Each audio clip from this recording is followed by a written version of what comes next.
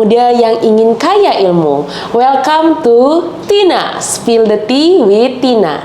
Halo, aku Ocha.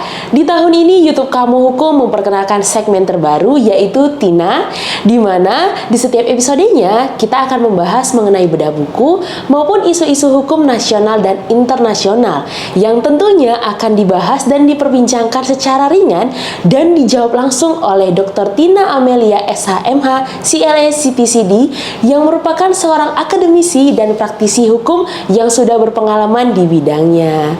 Oke, mari kita sambut Dr. Tina Amelia SHMH CLA CPCD. Selamat malam Mbak Tina. Selamat malam Ocha. Bagaimana kabarnya hari ini Mbak? Luar biasa, alhamdulillah. Luar baik. biasa, alhamdulillah. Baik Mbak, di segmen Tina episode pertama ini kita bakal bahas sesuatu topik yang tentunya sudah sering didengar dan sudah sering diperbincangkan, tapi masih tabu nih Mbak untuk kalangan-kalangan awal. Nah, apa tuh? Apa tuh ya Mbak? Di episode 1 segmen Tina ini kita akan membahas mengenai perjanjian pranikah pintar sebelum pernikahan. Bagi Mbak, di era yang sekarang ini kita banyak sekali mendengar hal-hal yang menakutkan mengenai pernikahan, khususnya bagi perempuan karena banyaknya kasus perselingkuhan maupun kekerasan dalam rumah tangga Mbak. Sehingga kita boleh nih Mbak berbincang-bincang dari segmen ini mengenai pentingnya pembuatan perjanjian pranikah sebagai sarana pengaman dan juga sebagai sarana untuk mengamankan perempuan sebelum memulai pernikahan dan juga mengamankan nih Mbak calon suami istri, karena kan perjanjian pranikah bukan hanya untuk perempuan saja tetapi untuk laki-laki juga. Baik. Nah, teman-teman Kamu Hukum, dari kalian pasti sering bertanya, apa sih manfaatnya perjanjian pranikah? Lalu apa sih perjanjian pranikah itu? Nah, di sini kita akan membahas secara tuntas bersama Dr. Tina Amelia SHMH CLA CPCD. Stay connect. Nah, apa sih Mbak yang dimaksud dengan perjanjian pranikah? Oke, makasih Ocha. Tadi bagus banget ya openingnya, bahwa di underline bahwa pintar sebelum menikah gitu ya. Dan perjanjian pranikah tadi juga sudah disampaikan oleh Ocha bahwa ini sebagai protector for protection gitu ya, antara calon mempelai gitu ya, baik perempuan maupun laki-laki gitu ya dalam hal ini. Nah, tentunya sebelum saya menjawab mengenai apa itu perjanjian pranikah gitu ya, tentunya ini juga merupakan sarana edukasi ya. Tidak hanya sarana edukasi, tapi nanti di akhir saya akan menyampaikan bahwa pentingnya satu regulasi yang mengatur mengenai edukasi pranikah ini bagi calon suami dan istri. Artinya dari instansi-instansi terkait dengan perkawinan ini seharusnya menyediakan knowledge tentang apa itu menikah, hak dan kewajiban, serta apa itu pranikah gitu ya. Oke, baik, tadi langsung menjawab mengenai apa itu perjanjian pranikah. Sebenarnya kita tahu bahwa di pasal 29 ayat 1 Undang-Undang Nomor 1 Tahun 1974 tentang perkawinan gitu ya, sebenarnya telah disebutkan bahwa pada waktu atau sebelum perkawinan dilangsungkan, kedua belah pihak, dalam hal ini calon pengantin pria dan wanita, ini membuat satu persetujuan bersama gitu ya. Nah, kata-kata persetujuan bersama berarti klausulnya harus merupakan kesepakatan kedua belah pihak begitu ya. Nah, ini mengadakan perjanjian tertulis. Perjanjian ini yang kemudian disahkan oleh pegawai pencatat perkawinan. Nah, dan juga setelah isinya ini disepakati, tentunya mengatur hak dan kewajiban kedua belah pihak, juga mengatur adanya ketentuan mengenai pihak ketiga apabila memang ada sangkut pautnya di dalam perkawinan tersebut. Nah, ini menjadi sangat penting ya Ocha ya, karena memang perkawinan sendiri merupakan sebuah perjanjian. Nah, tetapi ada klausul-klausul yang memang dibahas secara detail di dalam perjanjian pranikah. Nah, ini jadi menjadi hal yang sangat penting ya, dan perlu diketahui bahwa perjanjian pranikah ini merupakan perjanjian yang merupakan satu kesatuan dengan dokumen pencatatan nikah gitu ya, baik bagi yang beragama Islam gitu ya di KUA maupun bagi agama lain yang mencatatkan perkawinannya di catatan sipil. Ini dokumen pranikah ini menjadi satu kesatuan yang tidak terpisahkan. Baik, nah teman-teman kamu hukum, kita sudah tahu nih apa perjanjian pranikah. Lalu Mbak, banyak nih yang masih bertanya, ya buat apa perjanjian pranikah? Karena masa sih sebelum menikah kita udah bahas tentang harta, udah bahas tentang pembagian ini, itu, dan itu. Lalu boleh nggak sih Mbak dijelaskan manfaat perjanjian pranikah ini apa? Seperti itu Mbak. Baik, di Indonesia ini memang ada sesuatu yang selalu dianggap tabu gitu ya. Kadang-kadang orang Indonesia tidak memahaminya, menganggap tabu, dan seolah-olah kalau membuat perjanjian pranikah berarti plan to divorce misalkan gitu ya. Padahal sebetulnya manfaat dari perjanjian pranikah ini sangat bermanfaat bagi kedua belah pihak.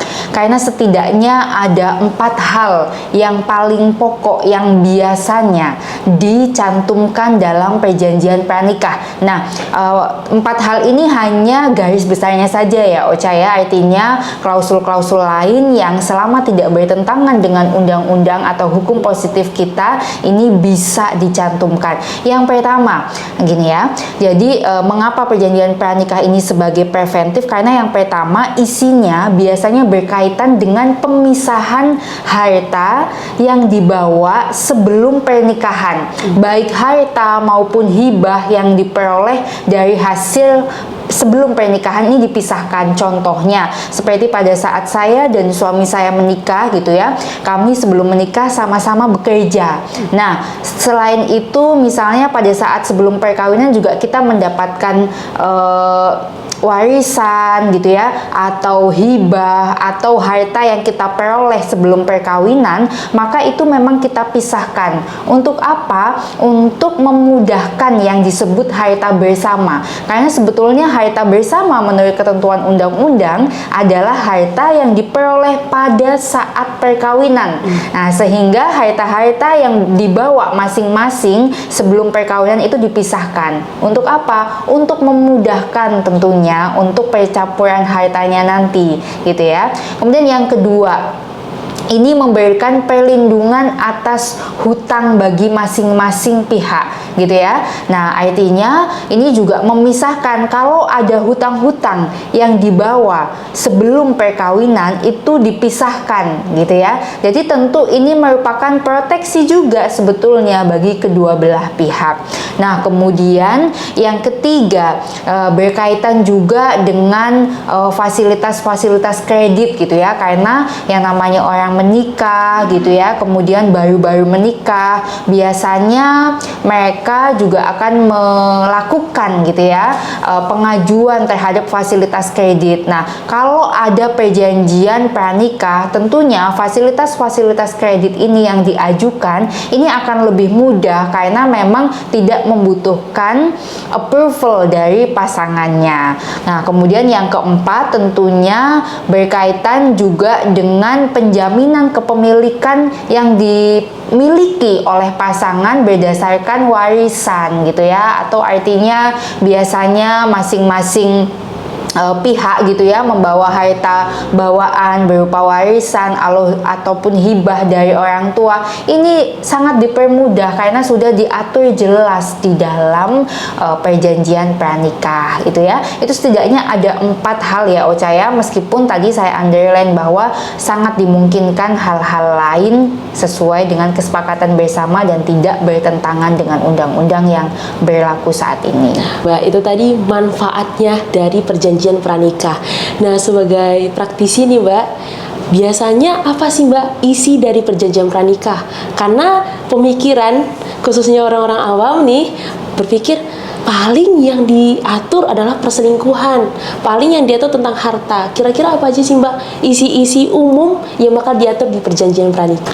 Oke, sebenarnya seperti yang tadi saya sebutkan ya, perjanjian pranikah itu setidaknya mengatur 4 hal, yaitu mengenai pemisahan harta bawaan, mengenai hutang piutang gitu ya, kemudian hak dan kewajiban suami istri gitu ya, dan larangan yang boleh dan tidak boleh dilakukan. Nah, tadi karena pembahasannya mengenai KDRT, mengenai perselingkuhan, maka going concern yang sangat general yang biasa disebutkan di dalam undang-undang atau di dalam perjanjian pranikah ini berkaitan dengan hak dan kewajiban. Nah, sebetulnya hak dan kewajiban suami atau istri itu sudah selalu tertuang di dalam buku nikah.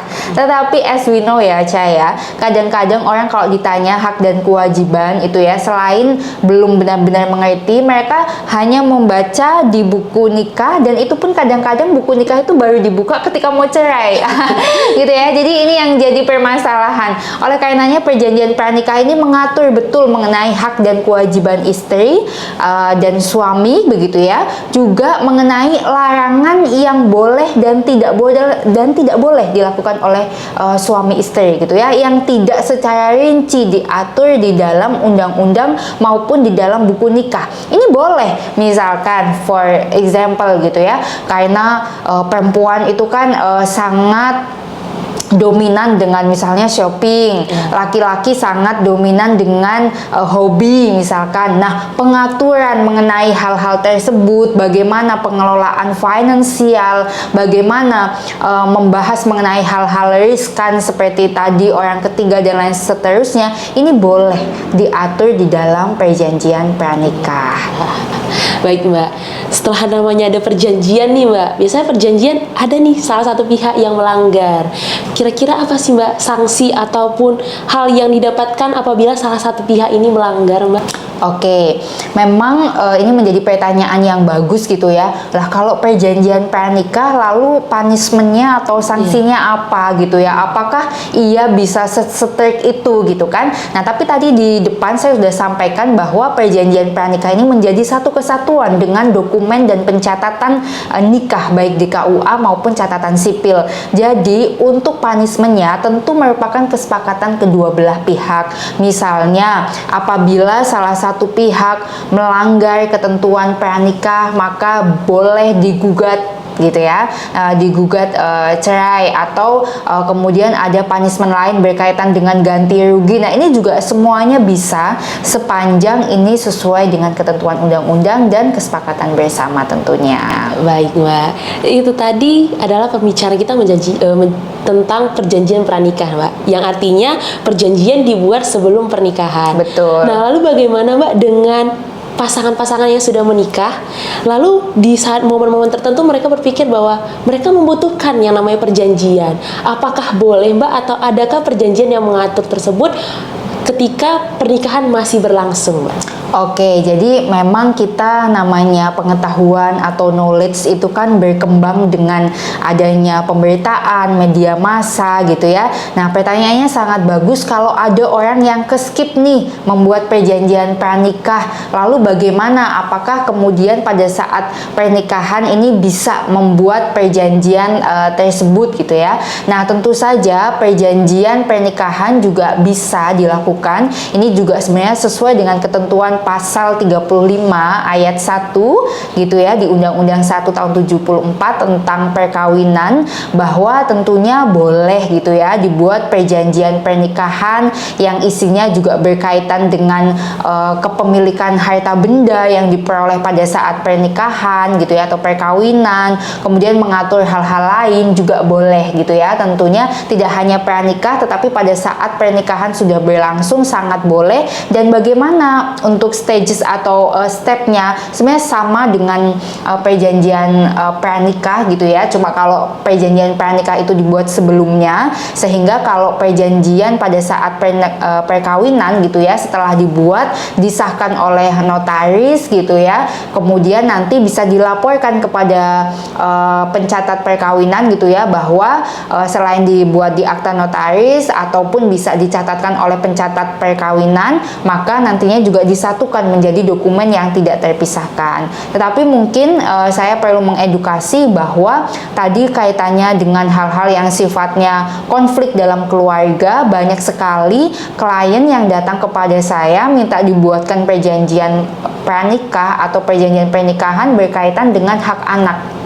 Jadi tadi saya sampaikan bahwa diatur nih hak dan kewajiban suami dan istri maupun larangannya. Lalu kadang-kadang disebutkan manakala terjadi satu hubungan dengan pihak ketiga, maka hak asuh anak ini akan diperoleh oleh pihak yang tidak melakukan kesalahan. Artinya seseorang yang terbukti gitu melakukan kesalahan maka tidak boleh mendapatkan hak asuh anak. Ini menjadi penting saya bahas, bahwa sekali lagi saya sampaikan bahwa anak dalam perkawinan ini merupakan subjek hukum, bukan objek hukum, sehingga anak tidak tepat dijadikan objek perjanjian gitu ya. Jadi harus di underline betul bahwa anak ini tentunya nanti apakah misalnya ada konflik karena pihak ketiga atau mungkin dari internal baik mertua maupun dan hal-hal lain gitu ya, itu kan juga tetap harus dibuktikan di pengadilan. Sehingga sekali lagi saya sampaikan tidak sepatutnya anak sebagai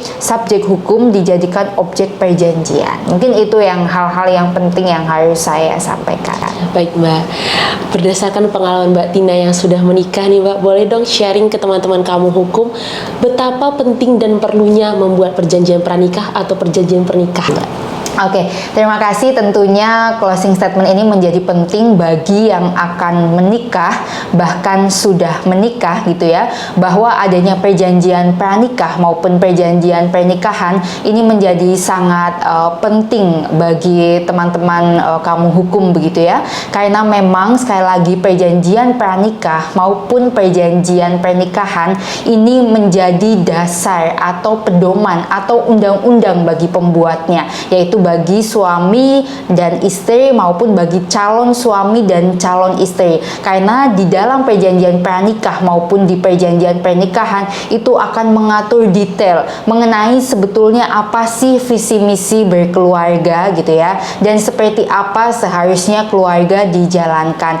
Nah, itu juga merupakan menjadi sarana yang penting bagi pasangan untuk membicarakan mengenai hal-hal yang sifatnya finansial, hal-hal yang sifatnya riskan, hal-hal yang sangat mungkin menjadi konflik. Sehingga di closing statement ini saya juga menghimbau ya, sebenarnya Mbak Ocha mungkin belum tidak lama lagi saya dan kawan saya sapa advokat Anissa gitu ya dari KAI gitu ya, kita sudah membuat buku mengenai usangnya hukum perkawinan. Jadi di dalam buku itu gitu ya, kita menulis bahwa sebetulnya seharusnya pemerintah ini membuat satu edukasi gitu ya, bahwa pentingnya sekolah yang berkaitan dengan pranikah gitu, termasuk di dalamnya perjanjian pranikah. Mungkin itu statementnya bahwa perjanjian pranikah dan pernikahan ini menjadi sangat penting. Baik Mbak, setelah perbincangan mengenai perjanjian pranikah, boleh saya tarik kesimpulan Mbak? Baik, silakan.